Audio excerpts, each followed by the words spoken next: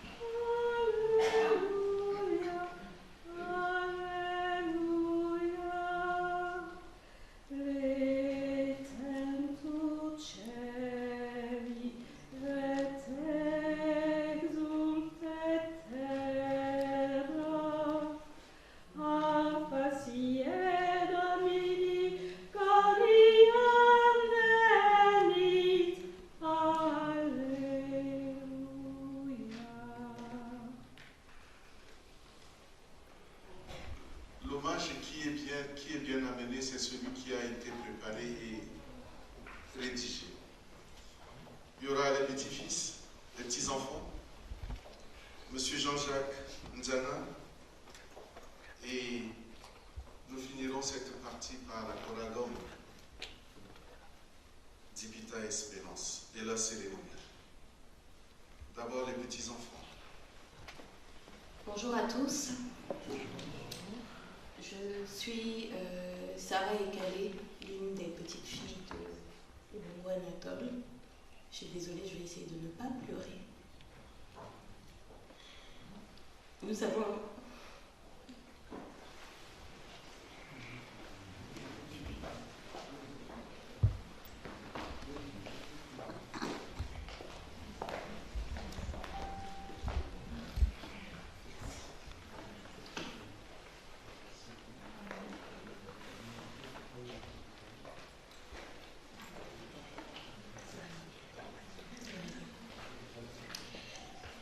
Nous avons tenu à lui rendre hommage, donc je vais lire quelques hommages de ces petits-enfants. Nous tenions à partager ces quelques mots avec vous.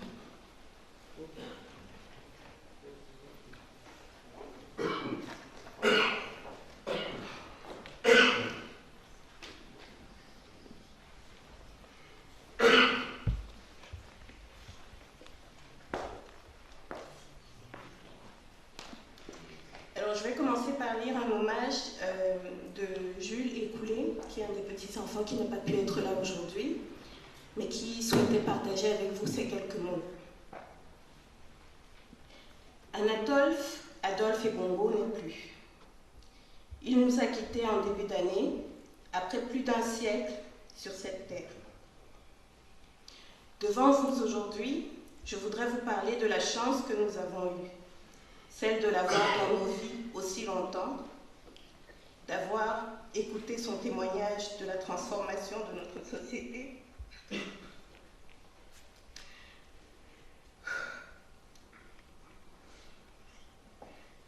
de la naissance du Cameroun indépendant à ce que nous sommes aujourd'hui.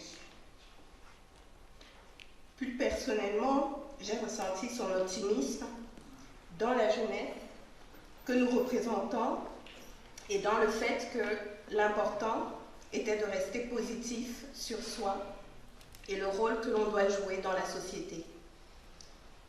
Comme beaucoup de jeunes, et moi jeune dans sa famille, j'ai eu la chance de travailler avec lui. Je vous rassure, il s'agissait pour moi de retranscrire sur un ordinateur les notes et les corrections qu'il souhaitait apporter à son livre, et pour vous dire, le vieux avait encore l'œil vif et la grammaire au niveau, voire même très haut niveau. On pourrait être égoïste et vouloir l'avoir avec nous encore un peu, mais ma foi catholique me pousse à croire que d'autres aussi l'attendent depuis bien longtemps au paradis, dans la maison du Seigneur. Et donc maintenant, je mesure la chance que j'ai, que vous avez, de conserver un souvenir impérissable de ce monsieur, un souvenir de sa sollicitude envers les gens, son envie d'aider et de soutenir. Mon bonheur aujourd'hui est de savoir qu'Anatole, Adolphe et Bongo, mon grand-père, votre patriarche, continuera à vivre dans vos souvenirs et dans les miens. Anatole, Adolphe et Bongo, fils d'Ekale, nous a quittés à l'âge de 107 ans. Merci d'être venu lui témoigner votre affection. Je vais continuer cet hommage par un mot de son autre petit-fils qui porte le même nom que lui, Anatole et Bongo. Grand-père, tu étais plus qu'un ami pour moi. Ce que je retiens de toi, c'est ton côté rigolo, humble, simple, sympa, honnête. Tu m'as appris beaucoup de choses que je garderai toujours. Tu étais un fin lecteur de journaux, un amateur de musique classique et surtout une très grande plume. Tu as laissé un vide dans notre vie. Je penserai toujours à nos belles histoires. nous avons eu le grand-père le plus aimable et nous penserons toujours à toi. Je lirai également l'hommage qu'a voulu faire Myriam Ebongo, qui n'est pas là aujourd'hui, qui est aussi une de ses petites filles. Je n'ai pas connu le directeur des douanes et encore moins l'enseignant. J'ai rencontré et aimé le père de ma mère, tendre et sage. Sans pour autant lui avoir demandé des conseils directement, je l'ai observé longuement et sa façon d'agir avec les autres a influencé mon comportement. Il était fort et rigide, tel un bâton, mais il savait aussi démontrer souplesse quand il le fallait. Repose en paix, mon grand-père, et rejoins ceux que tu as aimés et qui sont partis avant toi.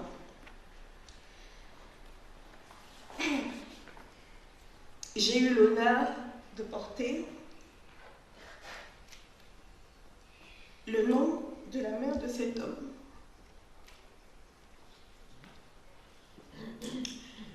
Et bien qu'il ait eu 107 ans, c'est toujours une douleur de voir partir quelqu'un que l'on aimait tant. Nous sommes une dizaine de petits-enfants aujourd'hui. Malheureusement, tout le monde n'a pas pu être là. Mais je sais qu'il y en a qui l'attendent, du moins qui vont me remplacer au Cameroun pour le deuil. Donc, je tiens à partager avec vous son amour qu'il avait pour la lecture, effectivement, pour les mots. C'était un grand écrivain et surtout, il a toujours été là. Peu importe le temps, même si on ne le voyait pas toujours, et il a toujours partagé avec nous nos joies, nos colères, nos angoisses, mais également nos peurs. Et je terminerai par ces mots de Katie, qui est juste à côté de moi, Katie Ekoulé. Tu vas nous manquer, grand-père, mais ton souvenir restera bien vivant dans nos cœurs et dans nos vies. Merci.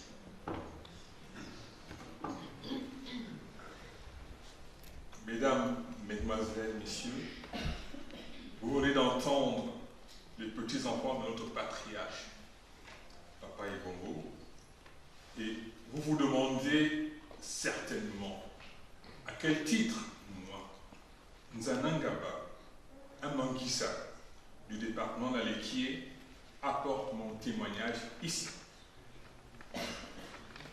Aussi incroyable que cela puisse paraître de prime abord, je suis le frère de Sarah. C'est pour cela qu'elle a souhaité que je prenne la parole. Mon témoignage est l'histoire d'un lien fort, vécu de manière simple, visible et continue. Il s'agit de la fraternité. Fraternité chrétienne, fraternité républicaine, celle que Papa Ebongo et mon père Ngaba Nzana Médard ont vécue.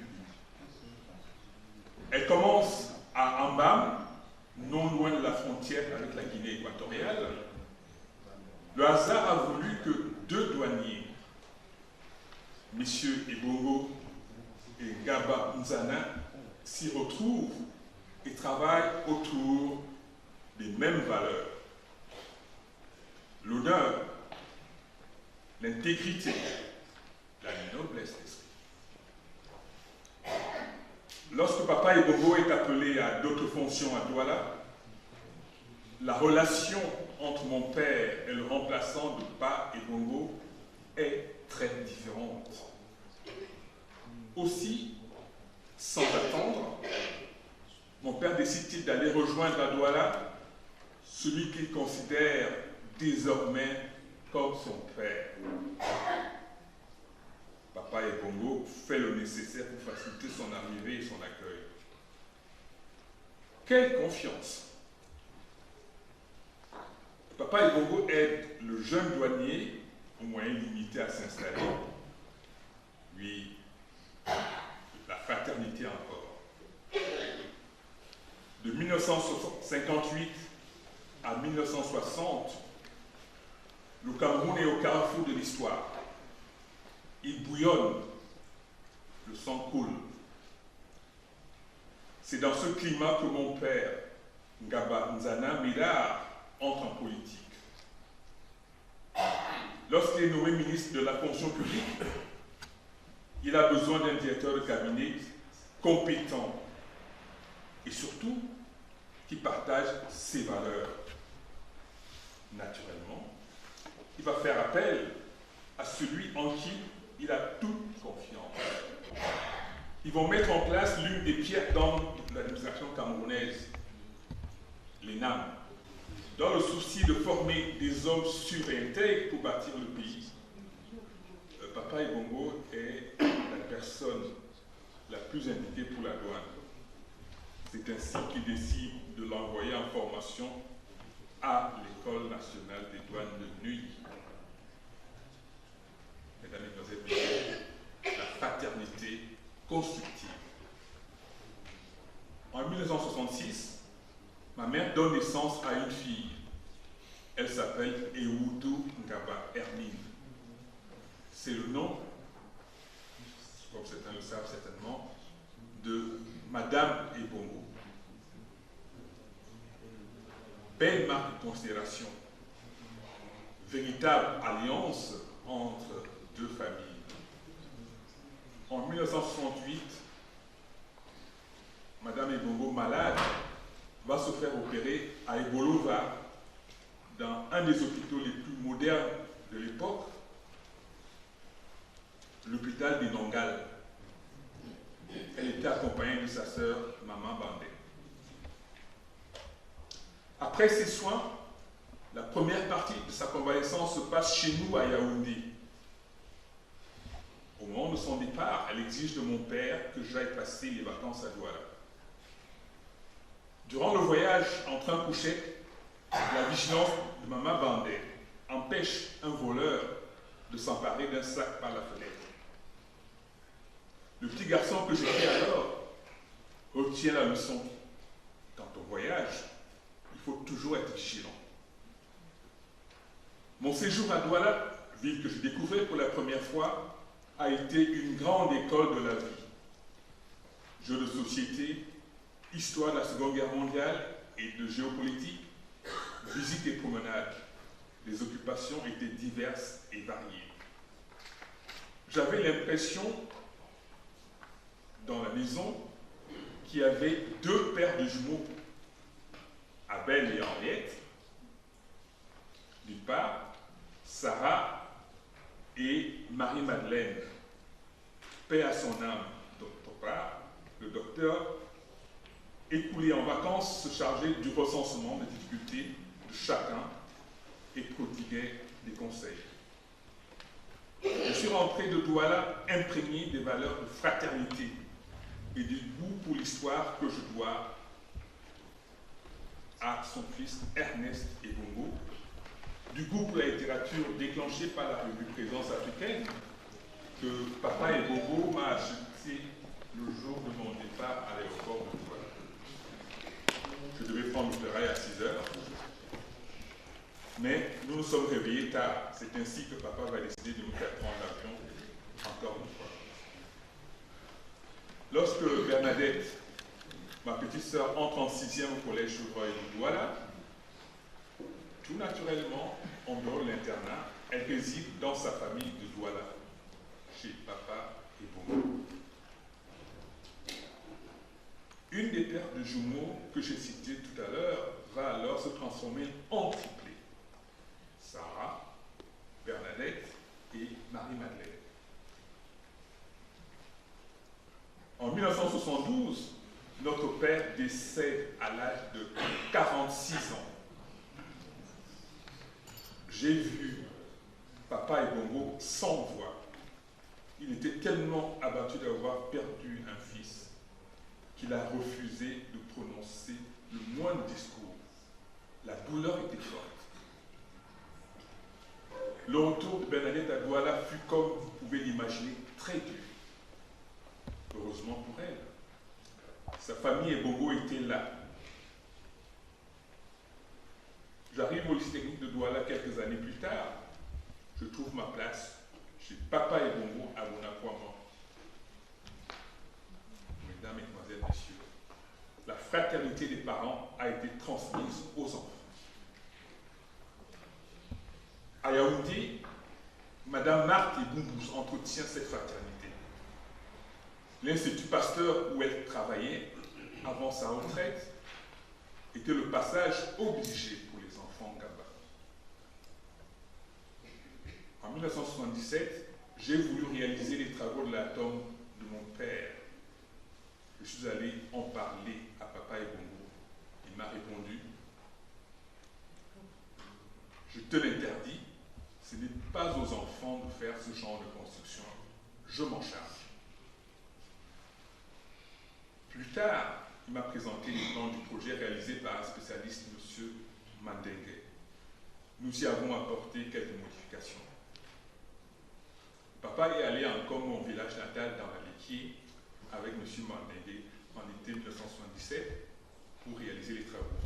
Il y a passé, mesdames, messieurs, mesdemoiselles, messieurs, un mois.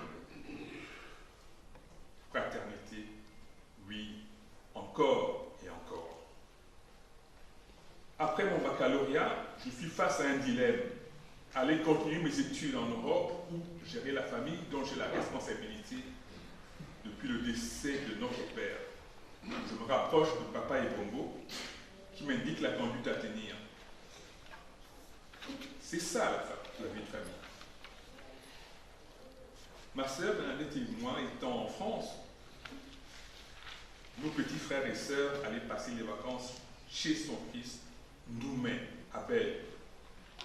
Oui, mesdames et messieurs, la fraternité s'entretient. Le peu de connaissances que j'ai de la musique classique, en particulier Mozart, Jean-Sébastien Bach, Handel, et puis un des morceaux fétiches de Jean-Sébastien Bach, Jésus comme à joie d'honneur, que j'ai longtemps utilisé comme sonnerie pour mon téléphone, je le dois à Papa et Bongo et à mon père. Ces petits-enfants l'ont dit tout à l'heure, Papa et Bongo étaient d'une grande humilité. Il était respectueux et avait la considération pour tout être humain, petit ou grand. C'est un exemple à suivre. Les dernières confidences que Papa et Bongo m'a faites, il y a moins d'1 an, on était son sentiment de tristesse face au déficit de plus en plus chronique de fraternité dans notre pays, le Cameroun. Il nous faudra plusieurs jours pour vous parler de ce que nous avons vécu. J'espère que j'ai su partager avec vous l'amour qui nous lie. Nous sommes nombreux ici et partout dans le monde à rendre hommage à notre patriarche. Chacun de nous a dans son cœur un mot à dire à Papa et Bongo. Je voudrais te dire un grand merci, Papa et Bongo, au nom des enfants Gabanzane Ménard. Merci d'avoir été notre papa. Merci d'avoir été là pour nous. Merci, Papa. Qu'il me soit aussi permis de te dire merci pour tout ce que tu as apporté aux enfants de tes amis, en particulier aux orphelins. Je prie Dieu Tout-Puissant dans ce temple pour qu'il t'accueille et t'installe à la place qu'il réserve à tous ceux qui ont tant aimé leur prochain lors de leur séjour sur terre. Papa, repose en paix. Mesdames, Messieurs, excusez-moi d'avoir été long. Et l'homme, Dongola. Wemba Loba. Ongala loba, Damande Roboso, ongala aon, Losiba Bongo, ongala naba mose, Damande Roboso di Bemboa, Ore Kombadika.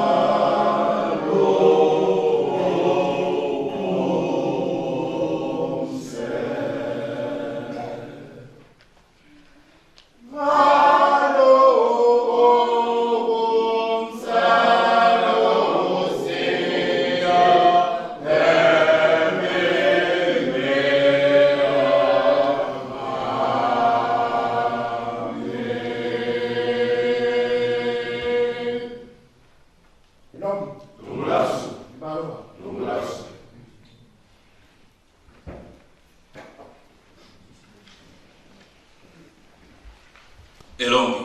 De Malba. Mesdames et messieurs, bonsoir.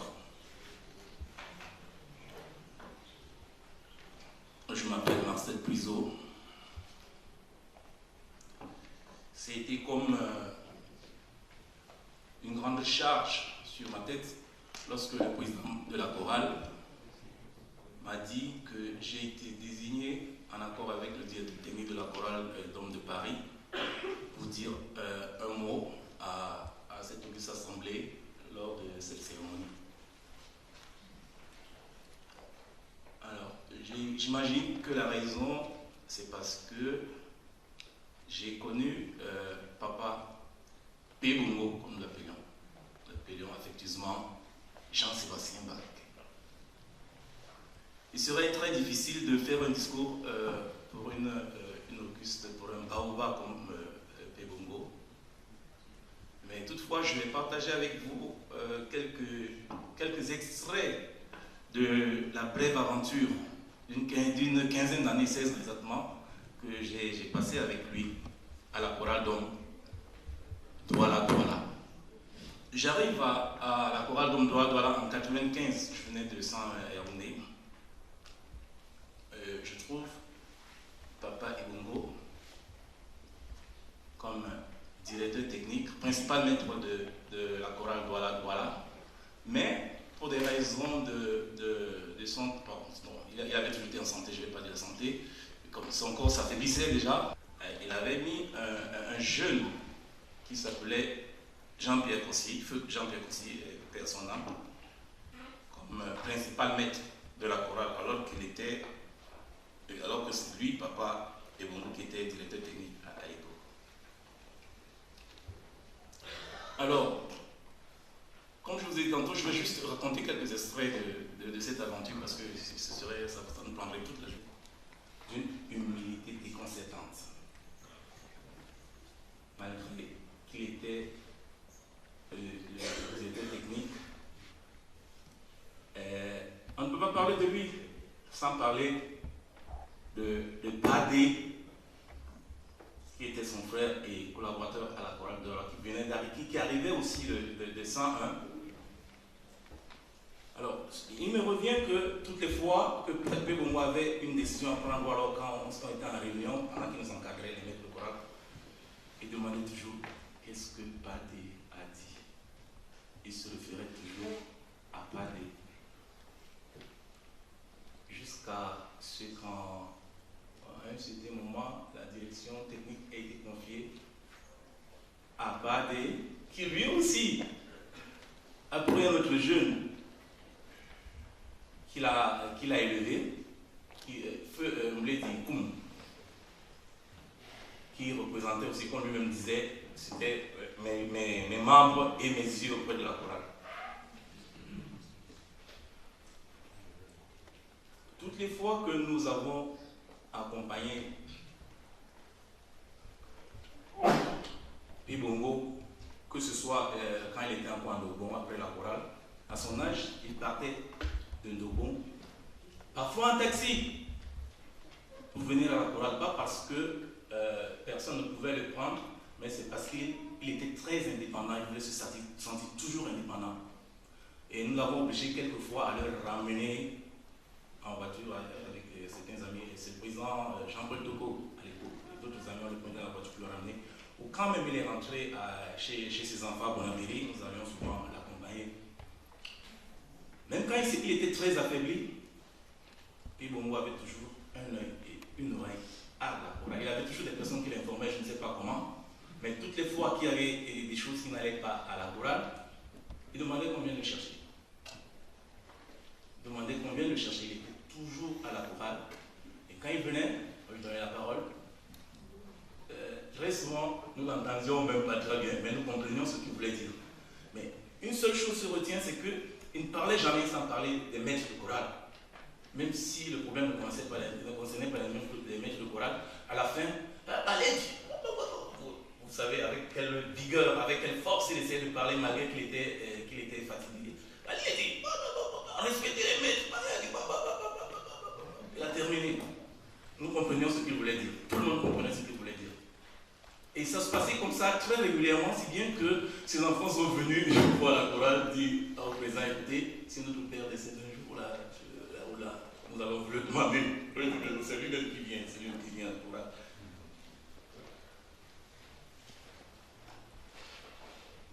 P. Bongo aimait tellement la chorale. Je vais plonger dans l'aspect technique. Ceux qui l'ont connu savent avec quelle rigueur P. Bongo tenait à l'exactitude du rendu du son. Je me souviens que nous préparions le 70e anniversaire de la chorale Douala Douala.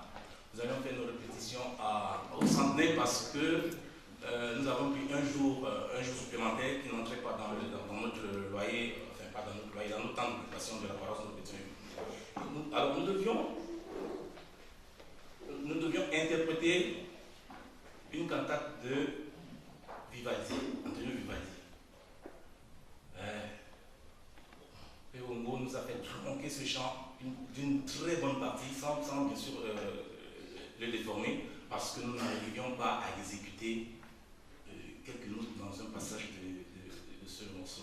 Il nous a fait tronquer, nous n'avions plus assez de temps, il nous a fait tronquer parce qu'il disait non, ça ne peut pas passer comme ça. Il était très exigeant sur le rendu du son.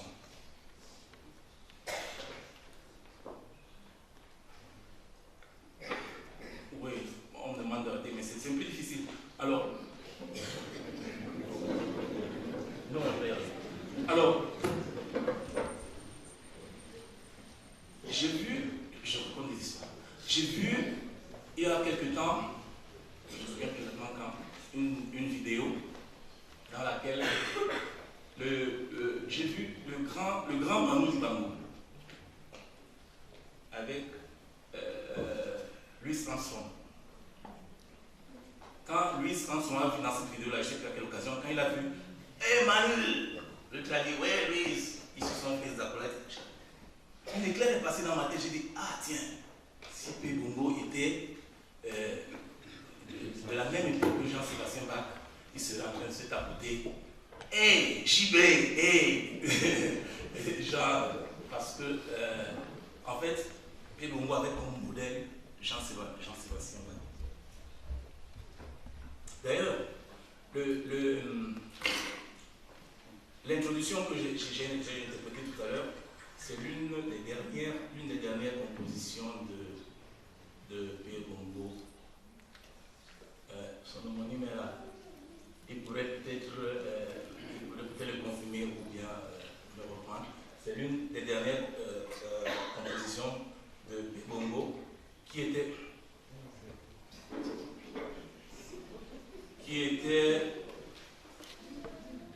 la toute dernière. Ce qui l'a inspiré, c'était la toute dernière composition de Jean-Sébastien Bach. C'était la cantate BWV 668, qui était intitulée « Je viens vers toi, mon Dieu ».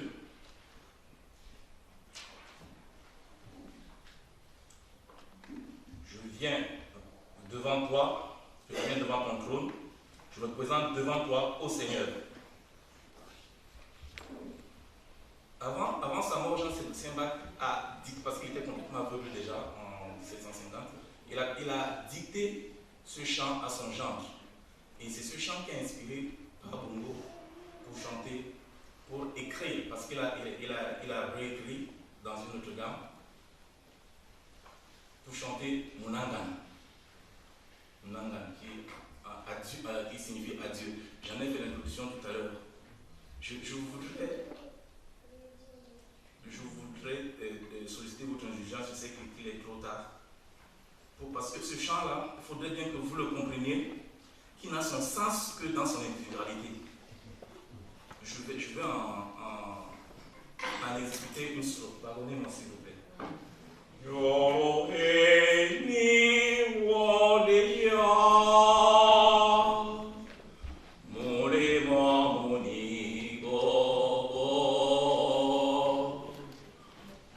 di ma mo ma bo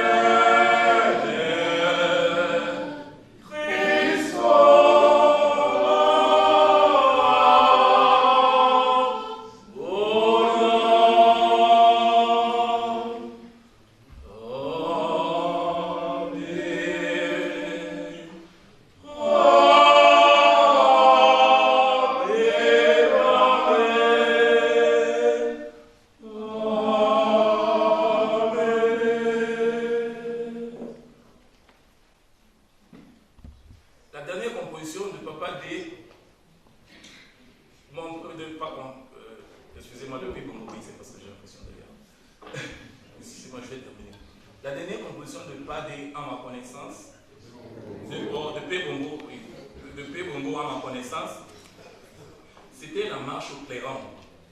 Figurez-vous, jusqu'à l'année dernière encore, P. Bongo, j'ai vu des images malheureusement, si on avait été associé de l'organisation, mais moi j'étais une petite vidéo. J'ai vu P. Bongo en train de corriger encore avec son fils adoptif, qui est mon ami Médopoulet, qui était celui. Je l'ai vu en train de corriger encore sur l'ordinateur. Je dis non, et ce chant c'était quoi? La marche au clairon. Mon professeur dit tout à l'heure qu'il avait un souci parce qu'il a senti qu'il y avait un déficit de fraternité au pays. Et ce chant concernait justement, c'était un chant de rassemblement des Camerounais malheureusement qui n'est même pas encore sorti. J'ai vu la vidéo, il était encore en train de chanter. Et il a, non seulement il a fait chanter les notes, il a chanté lui-même. J'ai vu la vidéo. Et c'était vraiment extraordinaire. Ben écoutez, j'aurais pu dire beaucoup de choses, mais vraiment, je vais m'arrêter là. Je vous remercie beaucoup.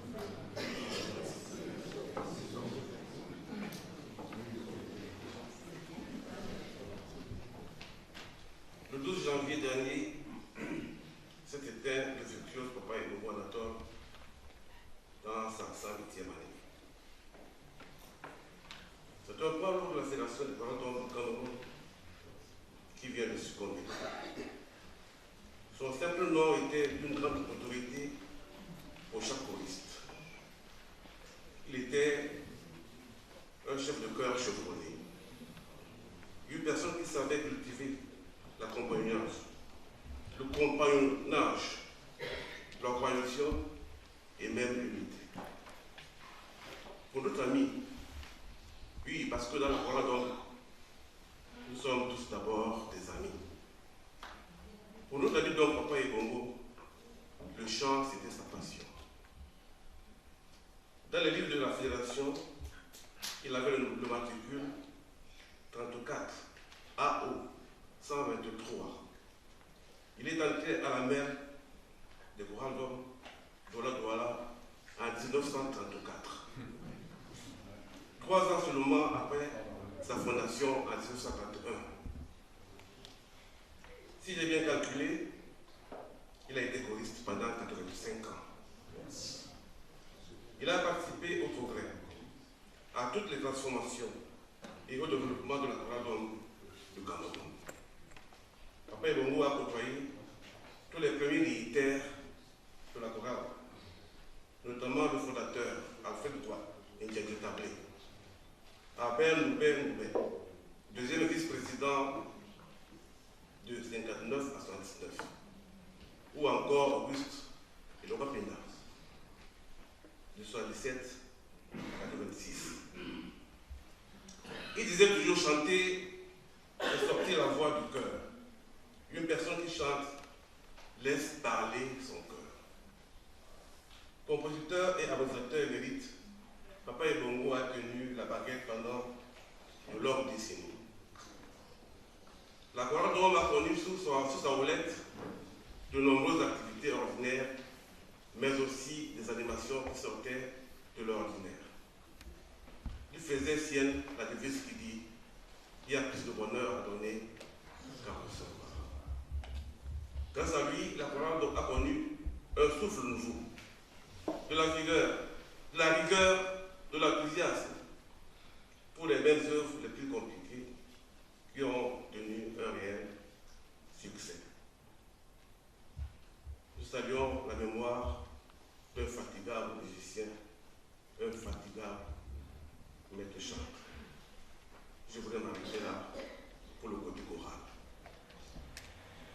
De toutes ces qualités de Papa Bongo, le plus important est qu'il donnait son temps pour être solidaire avec les autres. C'était un homme extraordinaire, avec beaucoup de connaissances et d'une grande sagesse. Il était aimé et respecté de tous, grâce à son côté humain, je répète, comme tout le monde le dit, son humilité. sentiments et une rectitude d'esprit à toute épreuve. Discipliné et surtout méthodique, Papa Ebongo n'était jamais en retard sur quelque événement que ce soit. Pourtant, il préférait se déplacer, souvent à pied. Vraiment, c'était un honneur de le rencontrer. Une chance d'être à ses côtés. J'ai eu l'honneur et le privilège de le connaître depuis mon bas âge. Nos familles étaient proches. Il était à l'école avec ma maman. Mon grand-père, pasteur Paul, alors président de la première, le premier président de l'église évangélique du Cameroun, en poste à Yabassi. Franchement, je passerai une journée entière pour vous parler de Papa Ebongo. Je vais vous livrer une petite demande qui montre que Papa Ebongo était un être exceptionnel. Il aimait beaucoup les bananes. Il aimait les manger surtout saupoudrées de sucre à poudre. Vous voyez?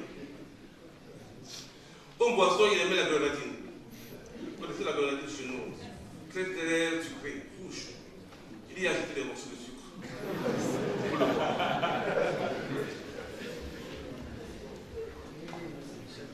Mais il a 108 ans. Voyez-vous? C'était un grand homme. Un homme exceptionnel qui s'en va. Papa Ebongo,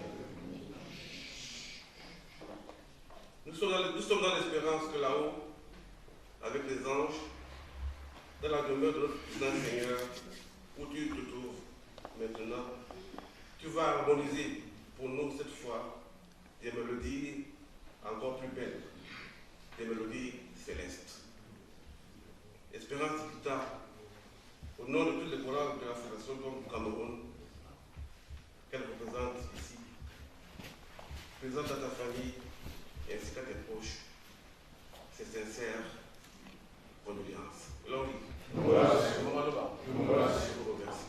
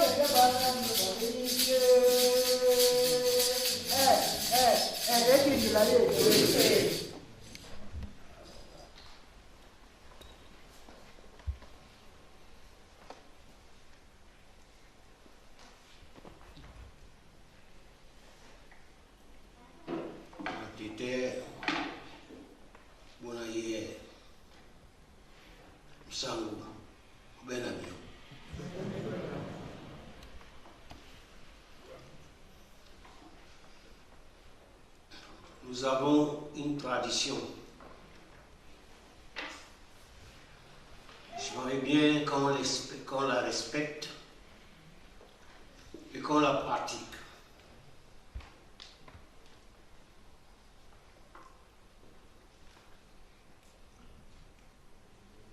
Merci pour la présence de tous dans ce lieu saint cet après-midi. Je voudrais m'excuser auprès de nos amis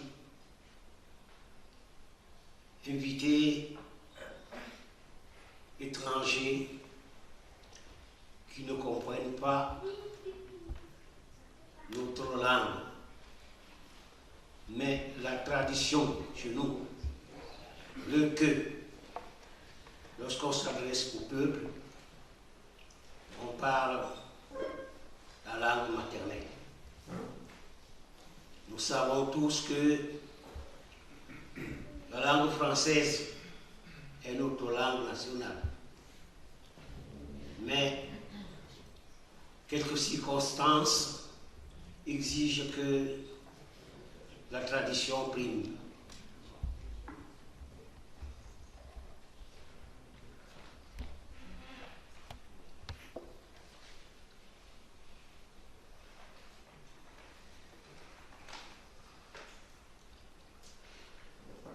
Papa Bongo nous a quittés. Je demanderai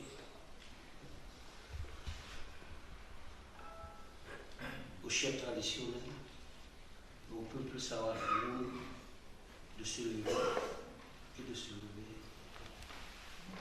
De lever. Se laisser pour le mal. Nous va oublier.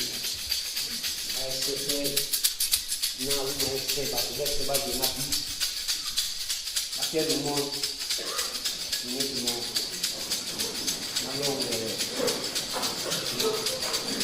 voilà la papa.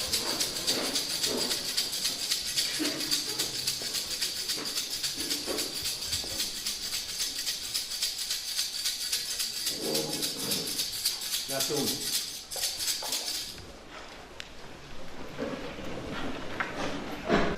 Parce que les mots ne seront pas compliqués. Papa Amar. Boa, maintenant. Moasu Nyasawa, et contom tenan. Et comment tout? Tante. Et quoi matu? Tante.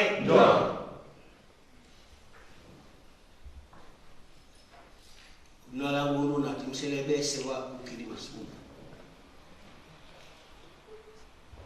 Chitala masuma babi na kwirwana yene biyama mwe. Unangane sangasu. Mturasu. Patriarch kale babi no na bakala. Dindene labu dindene dibulane. Dindene dibulane. Buma. Wako pete. Ulungwa swa mabie akala wabe na bibliothèque. Badi ya oya. Bwa getana.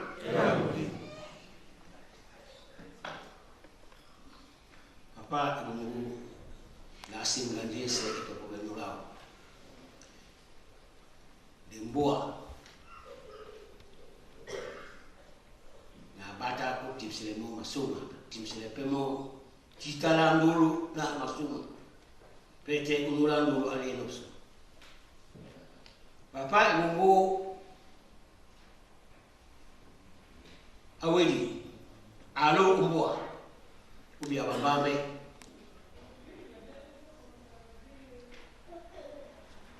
o kanedi uno singa igbe yangu na mulo na no biso bane bakwa nano bane bale saba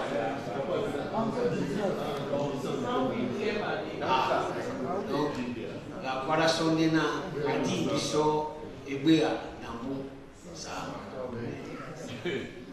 egbea mu na saba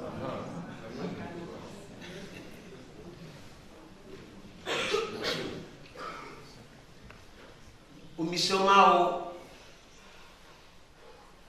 en mambo jita o matoi mao asengi jita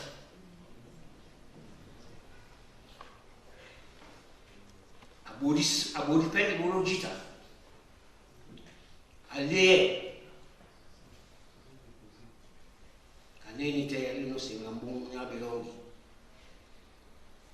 de aliepe na kala tinyese aliepe mambu mese mina matenge ne kunule ku abole ya ku umba nyina wenge kumwasu yitana dibeno na yi wala busu wenge kuma mumanya ina nyai kunula na ibulu babam na bidiji babam na musangu ngundi na panbambame na mo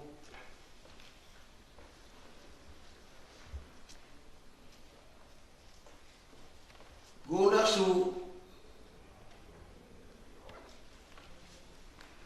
nyamungu ile bisomweni na mweni ngende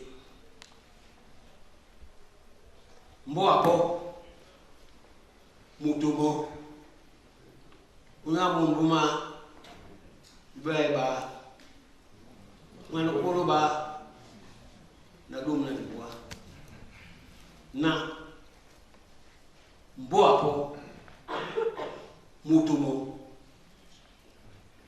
iburuni papa abuno kulungelese mopende ino diele biso na mboasu ilati ebendi mutu mboapo na mutumo unyanika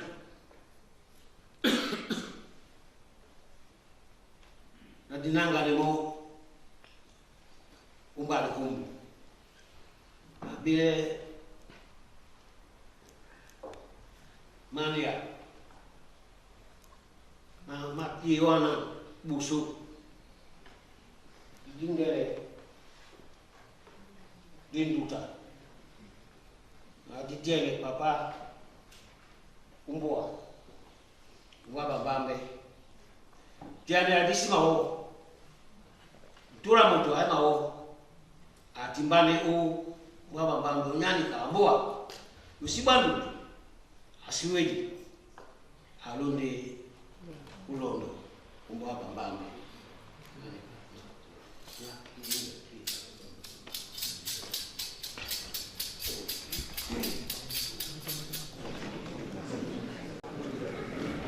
Même moi, c'est la vitesse de moi.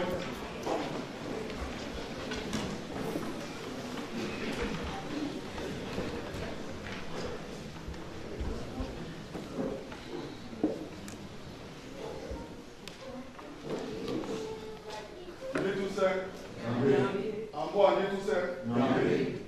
Et quoi, mato? Oh. Et quoi, mato? Oh. Ah, bâton.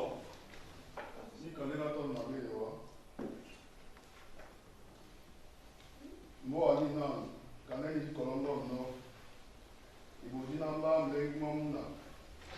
Je suis mon nom, je suis quoi ça, mon nom est qui est là. Ma comment on m'a dit, na mon nom est pas un dicadi, na mon nom est pas Azashman, na mon nom est pas Kokosi, na mon nom est pas Sofa Piso, na mon nom est pas Iwe Sawe. Je vais essayer de vous beaucoup moins mandika. Disons, il m'a dit à visiter au beaucoup moins Isango.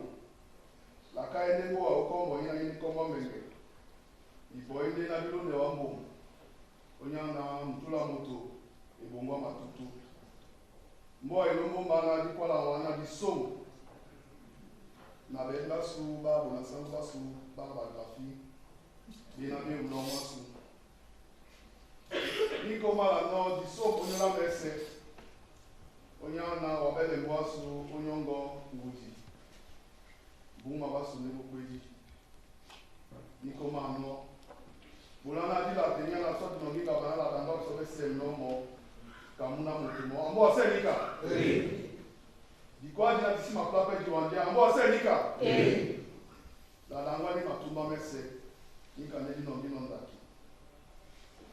London a cédé. Ambo était là les du Galabam. Na dina ngene sama so busaini ilaya idinge ninge so. Ambo akasesa. Ambo akasesa. Esanje. Ambo akasesa. Esanje.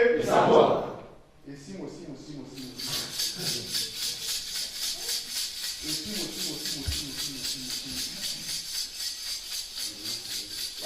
So today I was about now I will stop with my hand while I go on board. Selele, abunambo wala kwade, abunambo. Selele, abunambo wala kwade, abunambo. Selele, abunambo wala kwade, abunambo. Selele, abunambo wala kwade, abunambo. Selele, abunambo. Selele, abunambo wao. Selele, abunambo wao. Selele, abunambo wao. Selele, abunambo wao.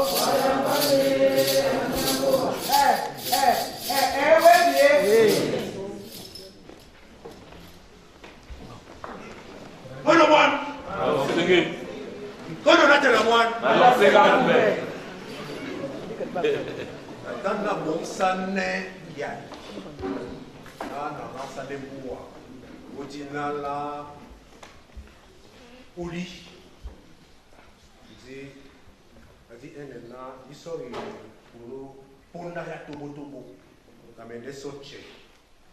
Di biana na mende na sale bua. Tona na bula no swalite tobotobo. Ben baba ba wuti na sobe na sobo.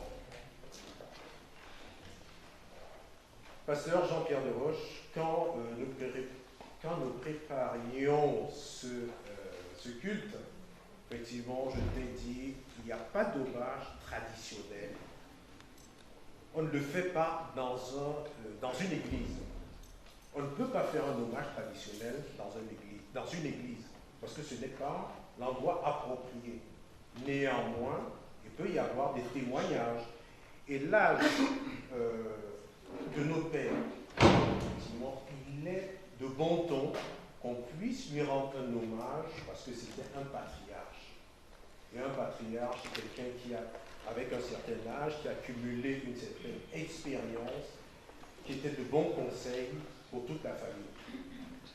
Donc c'est pour ça que nous sommes là, c'est pour ça qu'on s'exprime, c'est pour ça qu'il y a ces cérémoniales, cet hommage que nous rendons à notre père.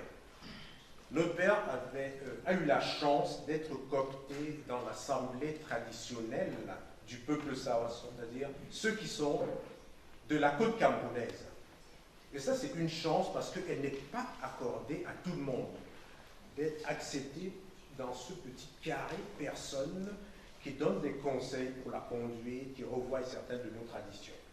Et notre père, Anatole Ebongo, a eu cette chance. Alors, qu'est-ce qu'il en est plus précisément en tant que patriarche? Qu'est-ce que... Oh, je pense que je suis assez audible. Tu veux que je prenne le micro?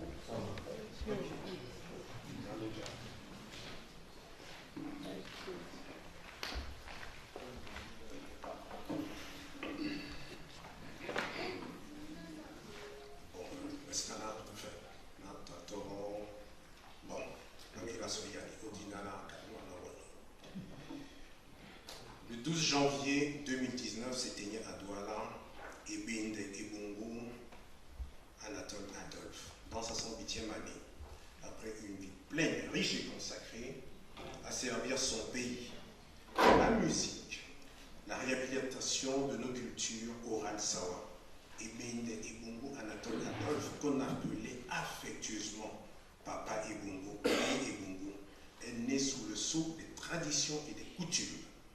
Le 11 août 1911, à minuit, de Ebongo Ngane, Mbonjo, du village de Bouéné, et de Sarah et Kalima Congo, du village de Mutimbeleme. Il est le 8e enfant d'une grande fratrie, 7 mourants en bas âge. Ebongo sera le seul à survivre sous la protection de sa famille maternelle, de Bonamongo, de Mutimbeleme. En effet, il a fallu que le doyen, le patriarche de Bonamongo, fasse le rite de l'Essa à Bouéné pour que ses supplications soient entendues et qu'on dise au moins un seul reste. Ouais, mignon SS. Il est difficile de comprendre la généalogie de Papa Ebongo sans connaître nos traditions et nos coutumes. Il y a une souche Bodiman, Oko et Odi. Et cette triple appartenance, il en était très très fier. Il a toujours demandé à ses enfants de continuer d'admettre et de le promouvoir. Et c'est ce qui faisait en fait sa richesse. Papa Ebongo est allé assez tard à l'école. Parce que sa mère, on le comprend, elle a perdu tous ses enfants. Et il y en avait un qui restait. Alors elle a dit, celui-là, je ne le lâche pas. Partout où elle allait, elle avait son petit enfant avec elle. Il a fallu que son oncle, l'évangéliste Adolphe Ebouya, l'arrache et puis l'amène dans ses multiples affectations. Et dans toutes les écoles, où il allait, il n'avait pas d'école où on apprenait français. Par contre, à Bouéné, il y avait une école où il y avait son oncle, Carlo Mouélé, qui était maître. Mon grand-père, Bimanjo, était dans cette école-là. Mais sa maman ne voulait pas, elle a dit, il reste à côté de moi, que je le garde, qu'on ne le prenne pas. Donc, bon, effectivement, va avec, il est sous la houlette de son grand-père, et son oncle est affecté à Douala. Et à Douala, à l'école d'Akoua, il est inscrit alors. Et il rencontre mon grand-père, Bibanjo, qui lui dit, bon, pose la question, à 12 ans, parce que c'était en 1923, est-ce qu'il ne faut pas qu'on t'enlève quelques années pour que tu payes vos bois? Il a dit, je garde mon âge, donc le problème était réglé. Donc à 12 ans, Pébongo va à l'école des Blancs et il est inscrit en classe de 4e, parce qu'on était encore sous le système allemand qui comptait 11 classes. Donc Pébongo s'inscrit en classe de 4e Et l'un de ses maîtres, c'est-à-dire notre grand-père Bébanjor, lui dit « Je vais faire de toi un homme ». En tenant compte de tout ce qu'il a appris en Douala, parce qu'il avait appris beaucoup de choses en Douala. Il n'était pas un inculte, mais par contre, il était intelligent. Il connaissait pas mal de choses déjà de la vie. Donc, il obtient son CEP en 1929 sans avoir doublé une classe. Et en plus, il intègre l'école à Foulassi que nous connaissons. À l'école, pour Foulassi, il a connu ton grand-père Ekwale Saka. Ton père Ekwale Saka. Effectivement, Ekwale Saka, ils étaient tous ensemble, qu'il admirait, qui était la deuxième promotion et qui a été major de la deuxième promotion. C'est alors qu'il a aussi rencontré René Afamé, Jean-René Afamé, Minko Mamba, Douala Manga et Local Masuke. Et c'est là aussi où il a commencé à se former à la musique et à approfondir ce qu'il a connu, ce qu'il avait appris. Ensuite, il viendra en France, il va faire ses études, il a habité à Clamart. Notre père, Ebongo Anatole, épouse Hermine Eoudou Doumé, sa première femme, qui est la nièce de Bébanjor. Et de cette union naissent Marthe Ekale Ebongo, Daniel Ekoule Ebongo, Ernest Ngale Ebongo, Abel Doumé Ebongo, Sarah Kwedi et son fils Médard Gaba Zana. Et Jean-Jacques nous a expliqué pourquoi il était son fils et maintenant ça a tout un sens.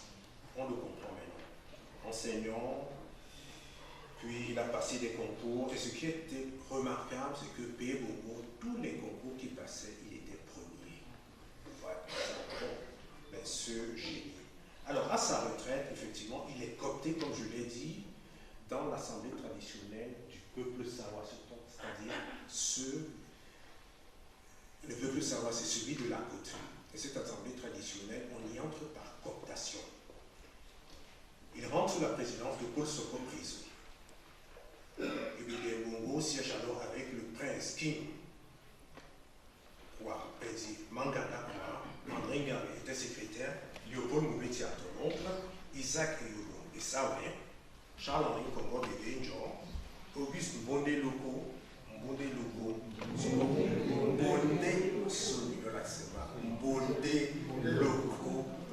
Bam Johnson, Bernard Popé Palais, Robert et Pierre-Dor, Daniel Béyaro, qui était son ami à la chorale, Aïten, c'est Indéné, et puis c'est Indéné, et puis les autres, Jean Djembélé. Donc toute cette génération se retrouve au sein des Béyoum Babato. C'est eux aussi, les plats et Bobo, qui vont admettre Éric de Rone Dibunje. Bon, Paye Bongo a aussi assisté lorsque notre président de la République est venu à Douala, lorsque Pastor Kinyakwa a fait le travail, Paye Bongo était là. Le travail qu'ils avaient à cœur de faire, c'était celui d'écrire un livre d'histoire. Bambela Sawa, Douala. Ça, ils avaient à cœur de l'écrire.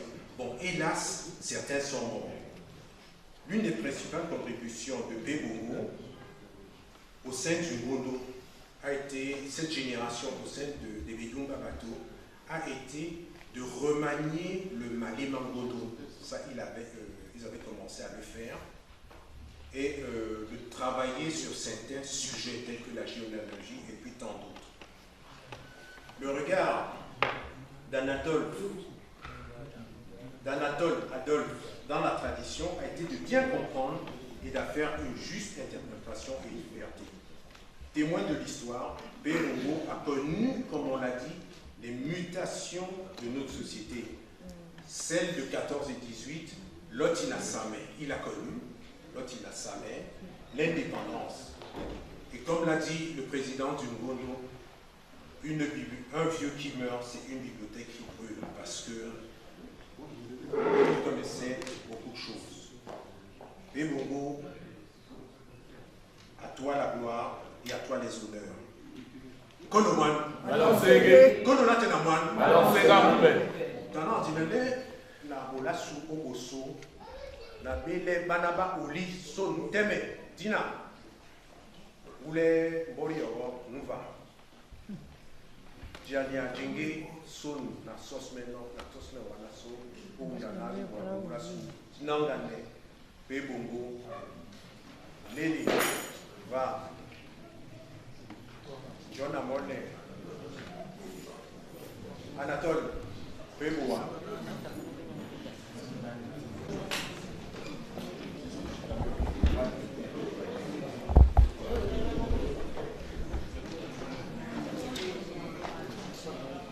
Yamane, Yamane,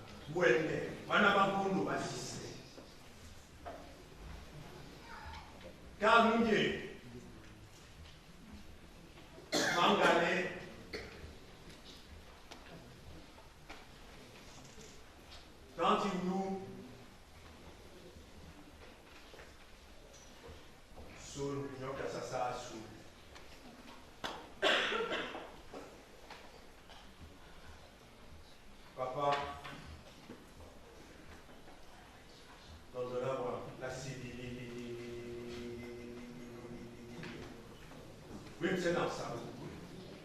Donc voilà, voilà, c'est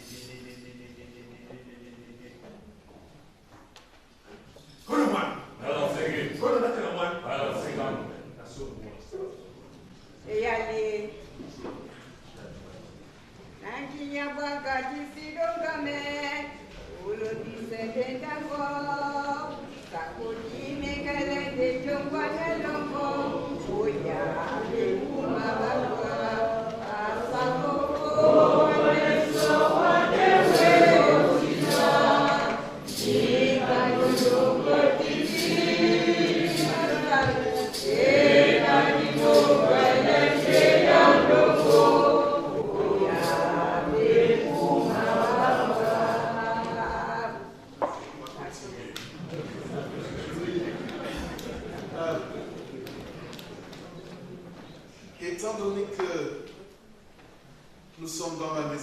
Seigneur, comme vous l'avez bien dit, c'est une maison du Seigneur qui nous accueille. Vous avez dit un lieu saint, mais comme protestants, il n'y a pas de lieu saint. Le lieu saint, c'est le lieu où le Seigneur nous accueillera, c'est-à-dire là où il réside lui-même, c'est-à-dire son paradis. C'est un lieu où vous êtes tous accueillis comme enfants de Dieu, quel que soit ce que vous êtes et ce que vous faites. Ceci étant dit, je vous invite à prier le Seigneur pour que la parole que nous allons entendre soit pour nous une parole de délivrance, une parole d'apaisement, une parole de confiance. Dès que je suis sans rien en moi, si mon sang versé pour moi, et ta voix qui m'appelle,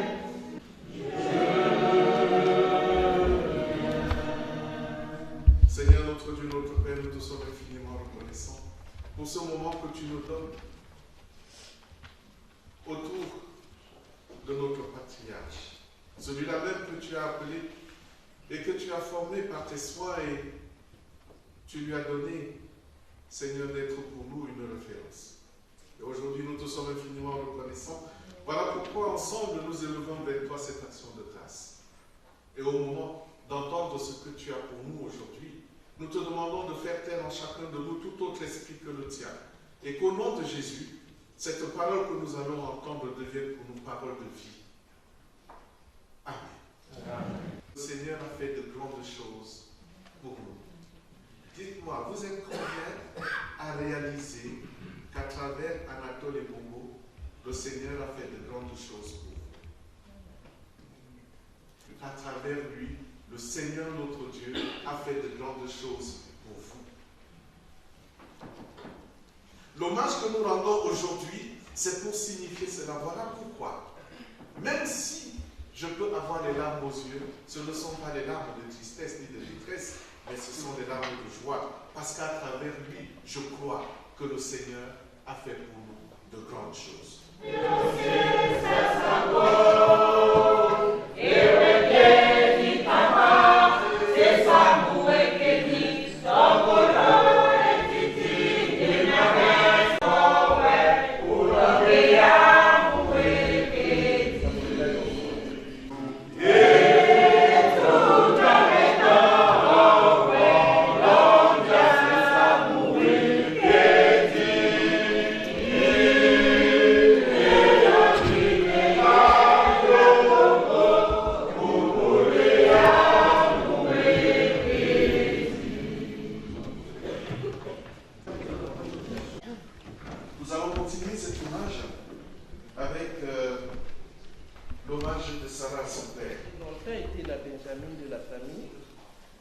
J'ai perdu ma mère à l'âge de 12 ans.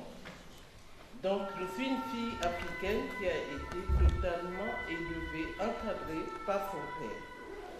Ce qui me donne parfois une culture pas totalement conforme à certaines traditions. Et je suis très touchée aujourd'hui d'être ici. D'abord parce que cette paroisse, je suis arrivée en 2003 parce que après des années de militantisme, d'intellectualisme bien pensant, j'étais jamais revenue à l'église et mon fils a demandé à être baptisé. Et c'est comme ça que je suis venue voir le pasteur de Roche en lui disant « Écoutez, je suis une brebis égarée, mais mon fils voulait revenir à l'église parce que ce qui caractérise notre famille, aussi bien de la famille maternelle que la famille paternelle, c'est des personnes qui ont contribué à l'installation du protestantisme dans leur village. Donc mon père, c'est toujours, tout en étant multiple, et c'est ce que je retiens de l'éducation de mon père, c'est ne pas être d'une seule pièce, ne pas se mettre dans sa petite vie et dans ses certitudes. s'ouvrir à tout ce qui peut nous enrichir, parce que c'est de là que naît quelqu'un qui peut se prévaloir d'être intelligent, intellectuel et tout le reste. J'appelle Bernadette parce qu'on a grandi ensemble. Ma sœur, qui était, comme disait Jean-Jacques, ma sœur jumelle, est décédée il y a 7 ans, en même temps que mon fils. Et son office a eu lieu aussi ici. Donc je suis particulièrement touchée. Mais je vais quand même raconter, on va raconter en 2 fois, on va pas être très longue, mais on va raconter en 2 fois. Donc je suis Bernadette, la petite sœur de Jean-Jacques que vous avez vu tout à l'heure. Mon histoire se passe en 3 temps, puisque il y a un temps où j'ai Papa Noël, Maman Noël, donc Pépongo et Staminé. Hein, c'est le temps du bonheur. Moi, j'arrive à Douala en vacances, hein, enfin je vais dire d'été, hein, je suis désolée, au mois d'août. Et puis on me dit, ben, tu vois, tu vas à chez moi, tu restes à Douala avec ça. Bon, et ben, bon, d'accord, j'ai toujours vécu avec, là ou ailleurs, c'est pas gênant. Sauf que vous voyez, c'est le deuxième temps. J'étais là au mois d'août et au mois de mars, c'était là, c'était terminé. Alors quand vous avez nos âges, justement, c'était le drame total, mais avec quelqu'un de très solide, qui nous a maintenus dans une confiance profonde, qui nous regardait, parlait peu à l'époque. Parlait peu, oui. Du coup, j'ai appris à décoder ses gestes. Il hochait la tête, il mettait les mains derrière son dos, et je le guettais. Et on se guettait comme ça, une petite phrase, et on se comprenait. Voilà. Et ensuite, c'était la mort de mon père. Donc vous voyez, 68, 72. Donc entre deux, nous étions de vraies orphelines.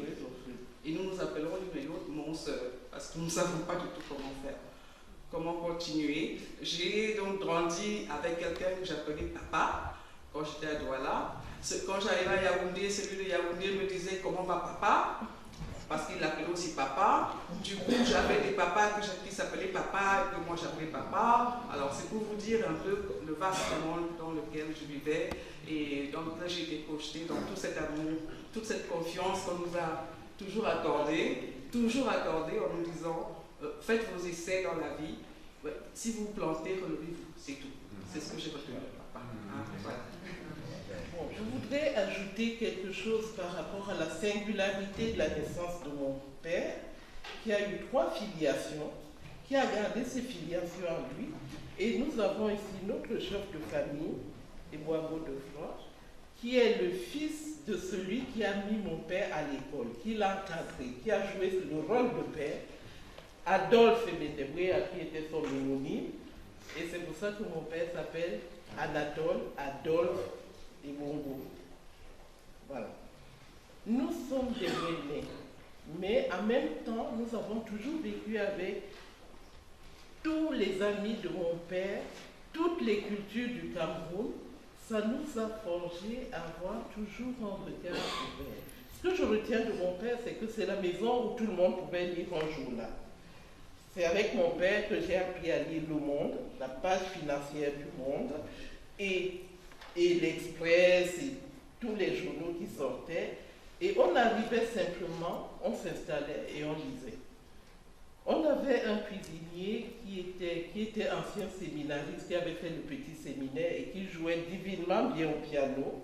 Alors il était dispensé de toutes les tâches pour lesquelles il était payé. Ma mère s'arrachait les cheveux, mais Bernard Bonhonon s'installait au piano et mon père disait à ma mère, il faut le laisser. Et il lui disait, la bibliothèque ouverte, tu fais ce que tu veux, tu es l'enfant de la maison. On a vécu aussi bien avec des Damiliki, des Peuls, des Boulots. Mon frère qui est médecin s'est retrouvé en situation complexe une fois parce qu'il était obligé de travailler avec un équato-guinéen qui ne parlait qu'espagnol et lui ne parlait que français. Alors il lui a dit, est-ce que tu parles franc? Il a dit oui, et ils ont travaillé comme médecins en communiquant en franc. Donc ce que je veux dire aux Africains, toutes nos langues disposent de tout ce qu'il faut pour travailler dans tout ce qui nous intéresse. Je voudrais dire que mon père avait aussi cette singularité d'ajouter quelque chose chaque fois qu'il prenait des fonctions. Quand il est arrivé à la douane, il a modernisé la douane, il faisait un rapport chaque année pour dire ce qui se passait dans ce Sud-Cameroun où il y avait le thème, la frontière avec la Guinée espagnole et toutes sortes de trafics. Et il a appris à l'administration coloniale qui avait des trafics et qui perdait de l'argent dans cette région. C'est pourquoi on a décidé de le nommer chef de poste, chef de bureau, dans le cadre de la fonction publique coloniale. Voilà. En même temps qu'il était fonctionnaire, il restait un Camerounais.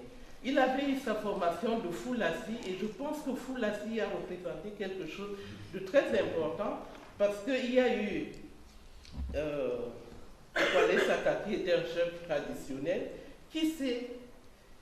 Papa a dit, il a été intellectuel, il était major de sa promotion et il s'est organisé, il s'est acharné à moderniser la fonction traditionnelle d'un chef. Alors j'appelle tout le monde à comprendre que ce monsieur de 108 ans a toujours travaillé à dire, tu as raison d'avoir ton opinion. À table, on avait toutes sortes d'opinions. Henriette et Monde étaient les gauchistes, Daniel un centriste, Papa plutôt de Gaulle, mais à table, on discutait de tout et chacun avait sa parole. Et je pense que c'est ça qui nous a permis d'être ce que nous sommes aujourd'hui, de ne jamais s'enfermer dans une seule solution, une seule certitude, etc. J'apprenais donc à mon âge, en fouillant dans les affaires de mon père, qu'il avait été, quand c'est lui qui a inscrit la douane au GATT, l'actuel OMC, à l'époque il s'appelait le GATT. Et arrivé à une réunion, il était question de la réintégration de l'Égypte au GATT, puisqu'il avait quitté avec la problématique du canal de Suez. Et c'est mon père qui a rédigé le mémorandum du retour de l'Égypte dans cette institution. Quand il a pris la direction de la douane, il s'est acharné à enseigner à tout le monde, à exiger de tout le monde le travail bien fait, la correction, le respect de toutes les fonctions, y compris le planton. Parce que ce planton-là fait partie de toutes les milices. Il apporte quelque chose à l'institution. Il a travaillé à l'intégrité, surtout contre la corruption qui nous mine aujourd'hui en Afrique. Et il ne s'est jamais consolé de voir son pays, dont il avait organisé avec Gabadiana quand il était son chef de cabinet, dont il avait organisé la fonction publique telle qu'elle devait être. Donc, quand nous rendons, il ne faut pas que j'oublie les familles, parce qu'il y a, dans les enfants, il y a les enfants Masouké, il y a son neveu qui est parti très tôt. Vous voyez cette photo? C'est mon frère et puis André Michel, qui était délégué à Douala, qui, rentrant d'un voyage en Italie, a ramené cette veste à mon père. C'est la seule photo où mon père sourit, parce qu'ils sont allés inaugurer sa maison à Yabassi. Il lui avait dit, retourne quand même à Yabassi, même si tu vis à Douala. Et c'est pour ça que les enfants épais, André Michel, sont les petits-enfants de mon père, sont mes neveux. On n'a jamais eu une filiation uniquement de sang. On a toujours une filiation. Quand je dis c'est ma sœur, les gens me disent comment tu peux être la sœur d'une fille Marissa. Quand on a plusieurs branches familiales et tout, et des boulots, et voilà, on a vécu comme ça. Et j'appelle tout le monde. C'est pour ça que parfois vous me trouvez bizarre, détestable, etc. Je vous censure à la souhaiter bizarre. Et je pense que j'ai découvert dans les archives de mon père qu'en étant fonctionnaire colonial, par sa culture de Foulassi, qui était une culture où ils avaient beaucoup lu sur la Révolution française. Ces Américains avaient sûrement des intentions de faire en sorte que ces Camerounais francophones contestent la colonisation française. Et je me suis rendu compte que mon père avait soutenu les nationalistes, qu'il avait signé pour que Oumaïa le lu, qu'il recevait des gens à la maison. Et qu'il ne nous le disait pas. Il ne le disait pas. Mais il nous racontait des petites anecdotes pour qu'on comprenne qu'ils soutenaient ces gens-là. Tu te souviens de Nkoulouyono? Oui.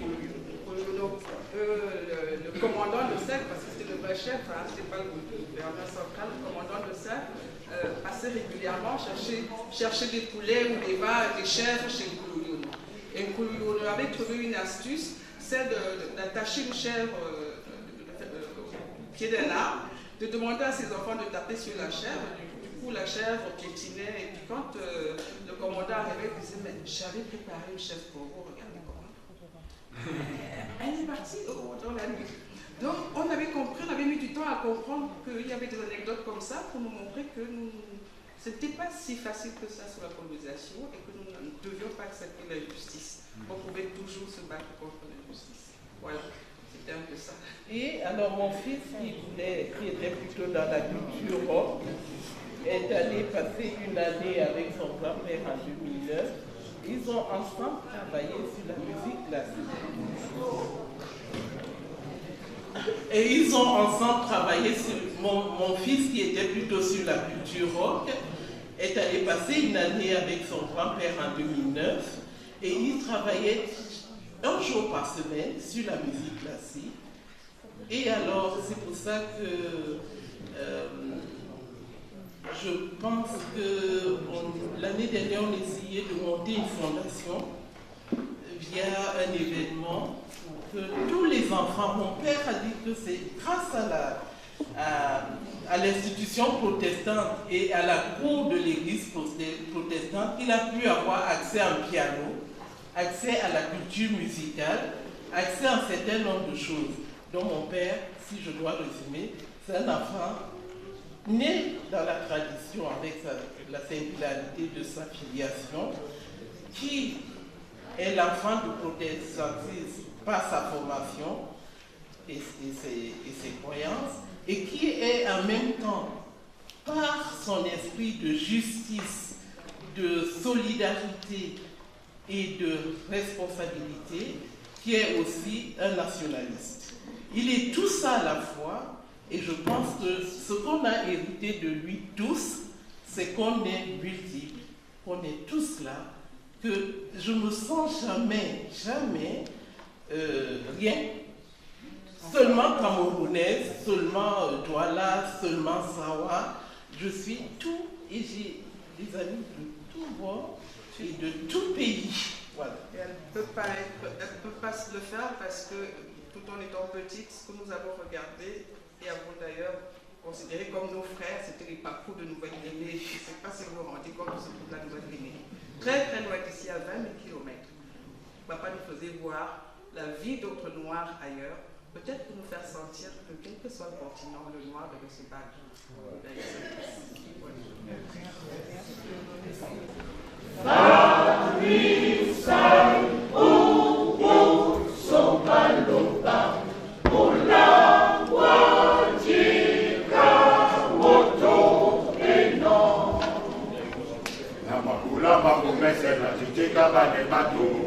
Namajadi Buhalaga, no, Namakulia Waji, Namakulia Waji.